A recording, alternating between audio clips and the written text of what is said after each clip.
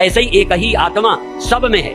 अब ये एक आत्मा का उदाहरण हम वेद से उपनिषद से बोल रहे हैं। एकस तथा सर्वभूतांतरात्मा, सब प्राणियों की अंतरात्मा है वो। मेरी और तुम्हारी, पशु और पक्षियों की, सब प्राणियों की अंतरात्मा एक है। रूपम रूपम प्रतिरूपो, कुत्ता हो गई है, बिल्ली हो गई है, चूहा हो गई है, सांप हो गई, स्त्री हो गई, पुरुष हो गई, सब कुछ वो हो गई।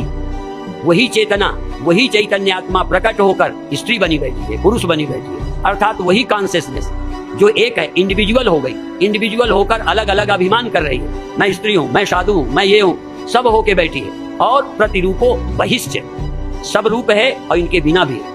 वो स्त्री नहीं है, वो पुरुष नहीं है, वो व्यक्ति नहीं है, वो सब कुछ होने से भी पहले और सब कुछ रहने पर भी और सब कुछ खो जाने के बाद भी रहती है। वो मैं एक है, पर हम अपने को अलग अलग अग्नि के एक एक रूप में अपने को प्राप्त करते हैं। तो जब हम जान जाएंगे कि ब्रह्म हम हैं, वो आग हम हैं, वो अग्नि हम हैं, जिससे सब हैं, तब हम सर्वोहम, शिवोहम भी, सर्वोहम अहम ब्रह्मास्मि, हम एक ही हैं। हम ही सब रूपों में प्रकट हैं, हम केवल एक रूप में प्रकट नहीं हैं। अग्नि कभी बोल पाए, अग्नि के कभी जबान आ जाए तो वो कहेगी जितनी आग है मैं ही हूँ।